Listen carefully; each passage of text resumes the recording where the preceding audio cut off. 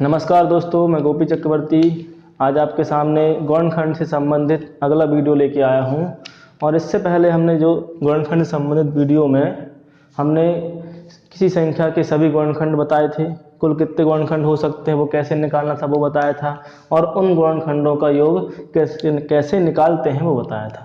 अब इस सेशन में मैं आपको और आगे क्वेश्चन को बढ़ाऊंगा। अब क्वेश्चन किस तरीके से वो पूछ सकते हैं, अगला सेम क्वेश्चन लेकिन थोड़ा सा हट के रहेगा। इस बार क्वेश्चन थोड़ा सा अलग रहेगा, लेकिन कैसे कि जैसे अपन ने संख्या वही ले ली 100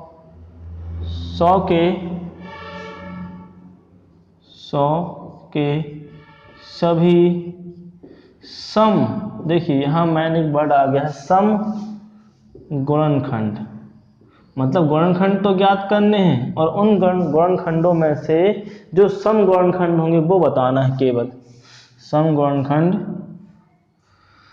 100 के सभी सम गुणनखंड कितने होंगे या सभी सम गुणनखंडों की संख्या बताइए जी। क्वेश्चन चेंज कर दिया है, उनने गुणनखंड तो पूछे लेकिन कौन से पूछ लिए हैं, सम गुणनखंड। हमें सारे गुणनखंड नहीं बताने, उन सारे में जितने होंगे गुणनखंड, जैसे 9 के कितने आए थे कल, 9 के आए थे 9 गुणनखंड, और उन 9 गुणनखंडों में से हमें केवल सम गुणनखंड बताने हैं। तो सम गुणनखंड कैसे, तो पहले अपन सिंपल इसको 9 का गुणनखंड फाइंड कर लें। पहले आपको हम नॉर्मल मेथड से बताएंगे, जैसे अपन करते रहे पहले, उसमें कैसे करते रहे तो उससे बताएंगे, और फिर बाय ट्रिक कैसे करेंगे इसको। तो 1 2 4 5 10 20 25 50 और 100, ये 9 संख्याएं 100 को विभाजित करती हैं। कितने गुणनखंड हो गए, 1 2 3 4 5 6 7 8 9, और इन 9 गुणनखंडों में से हमें केवल कौन से, सम गुणनखंड, कौन से सम, तो 1 2 3 4 5 और 6, तो इवन फैक्टर कितने होंगे इसके, 6। कितने गुणनखंड होंगे, सम गुणनखंड 6 होंगे। अब ये तो अपन ने नॉर्मल निकाला, सवाल आसान था, क्वेश्चन बहुत इजी था, तो अपन सिंपल कर पाए, लेकिन बड़ा क्वेश्चन आ जाए तो पहले इसी 100 के हम अपनी ट्रिक से सम गुणनखंड निकालते हैं। देखिए जैसा हमने पहले किया था वैसे ही करेंगे, कुछ चेंज नहीं है, बस लास्ट में 2 स्टेप बस चेंज होंगे आपके। तो देखिए उससे पहले मैं आपको एक बात बताना चाहता हूँ या आपसे पूछना चाहता हूँ, जो सम संख्याएं होती हैं तो सम संख्याएं 2 से विभाज्य होती हैं, तो वे संख्याएं जिसमें 2 से भाग पूरा भाग चला जाए सम संख्याएं कहलाएंगी। जैसे मैंने बोला 4 एक सम संख्या है, हाँ है, तो इसको अपन लिख सकते हैं 2 गुणा 2। मैंने बोला 8 एक सम संख्या, इसको लिख सकते हैं 2 गुणा 4। मैंने बोला 10, हाँ 2 गुणा 5। तो जो सम संख्याएं होती हैं उनका एक गुणनखंड 2 भी होता है, तभी वो सम संख्याएं होती है, नहीं तो वो सम संख्याएं नहीं होंगी। जिन संख्या का 2 कोई गुणनखंड ना हो, 2 गुणनखंड ना हो, तो वो संख्या सम संख्या नहीं होगी। जैसे मैंने बोला 9 को लिखेंगे 3 तिरका 9, तो यहाँ 2 आ रहा क्या, नहीं आ रहा, अतः 2 नहीं आने के कारण ये क्या है, एक विषम संख्या बन गई।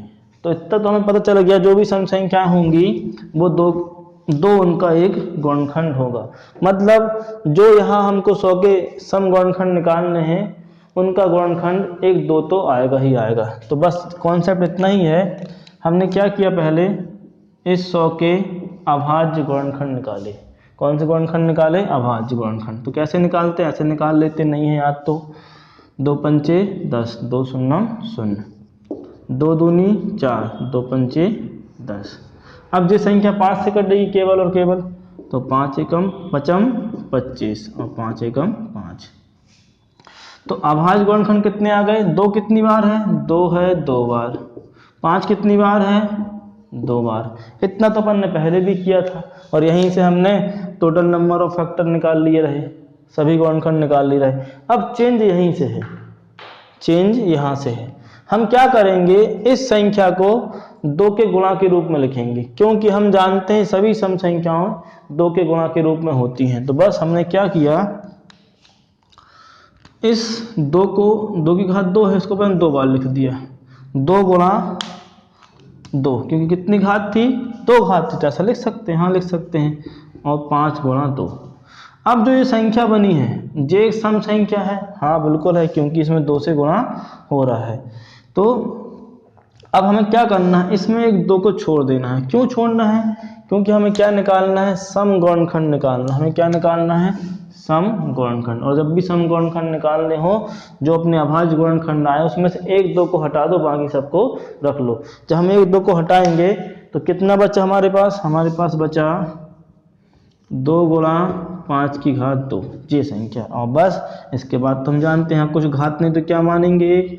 इसके बाद निकाल सकते हैं टोटल नंबर ऑफ फैक्टर, या total even number of factor, या इवन नंबर जो भी है अपने इवन फैक्टर निकाल सकते हैं। तो यहाँ कितनी घात है, 1 घात, तो कितनी घात बन जाएगी, 2 घात में 1 जोड़ते हैं। यहाँ कितनी घात है, 2, कितनी हो जाएगी, 3, और 3 दूनी 6। देखिए दोस्तों हमारा आंसर आ गया। यहाँ भी 6 आया था, यहाँ भी 6 आया था। मतलब हम इसी ट्रिक को यहाँ तक तो हम सम में करते थे, इसके बाद हमने चेंज कर दिया, क्योंकि हमें क्या फाइंड करना है, इवन नंबर ऑफ फैक्टर, सम गुणनखंड फाइंड करना है। ठीक, तो इस तरीके से हम सम गुणनखंड फाइंड कर सकते हैं। अब ये तो बेहद ही आसान क्वेश्चन था, तो अपन ऐसे भी कर पाए। अब वही क्वेश्चन मैंने ले लिया, क्वेश्चन ले लिया कि 2160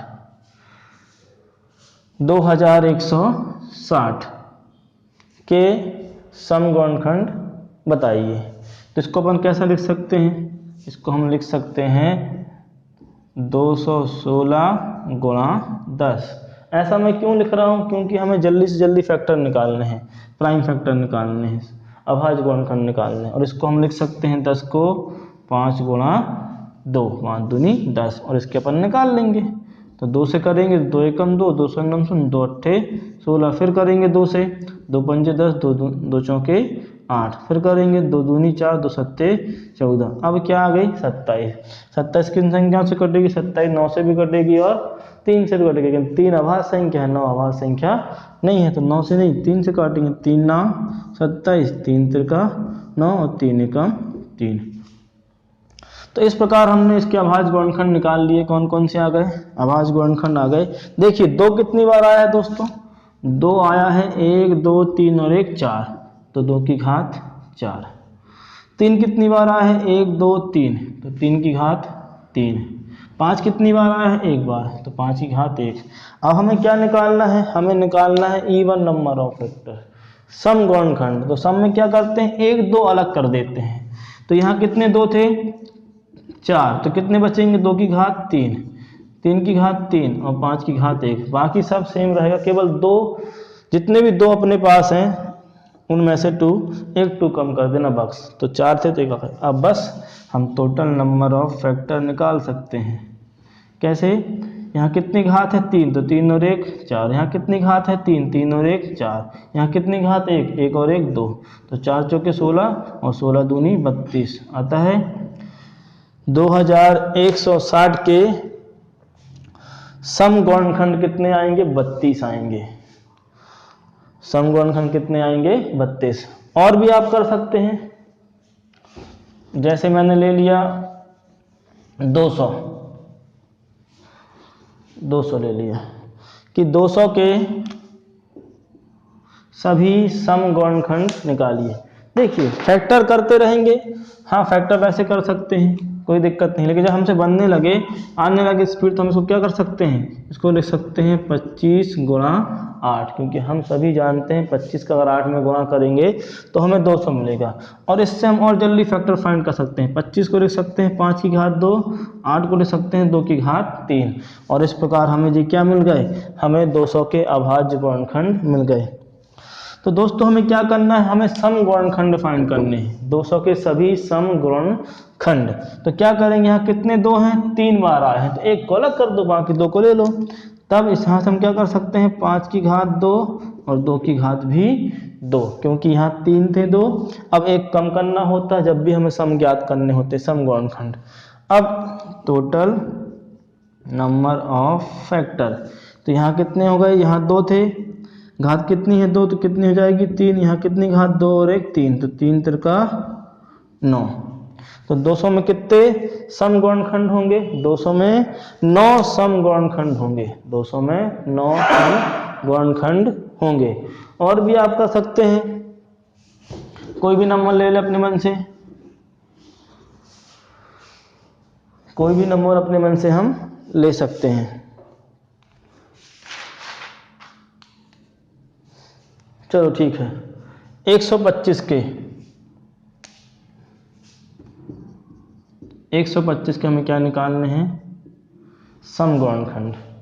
क्या निकालने हैं? समगुणनखंड। तो इसको सिंपल लिख सकते हैं 5 की घात 3, और कोई फैक्टर तो बनेगा नहीं। और जब 5 की घात 3 आया तो हमें बताइए यहाँ कहीं 2 दिख रहा है? यहाँ कहीं 2 दिख रहा है? जब 2 है ही नहीं तो इसके समगुणनखंड तो हो ही नहीं सकते। तो आता है 125 के एक भी समगुणनखंड नहीं होंगे। क्यों? क्योंकि आप खुद देखें 125 में किन किन संख्याओं से भाग जाएगा? 1 से जाएगा, 2 से जाएगा, नहीं जाएगा, 3 से जाएगा, नहीं जाएगा, 4 से नहीं, 5 से जाएगा, फिर 10 से जाएगा, नहीं जाएगा, 15 से जाएगा, तो 15 से भी नहीं जाएगा, 20 से नहीं जाएगा, 30 से जाएगा, 30 से भी नहीं जाएगा, 25 से जाएगा, हाँ 25 से जाएगा, और फिर 50 से नहीं जाएगा। अब सीधे 125 से। तो बताइए कहीं पे दिख रहा है इसमें समगुणनखंड? तो 125 के एक भी समगुणनखंड नहीं होंगे। कोई दूसरी संख्या लेते हैं, जैसे अपन ने ले लिया 150। 150 को हम लिख सकते हैं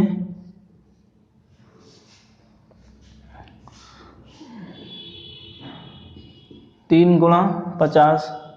50 को लिख सकते हैं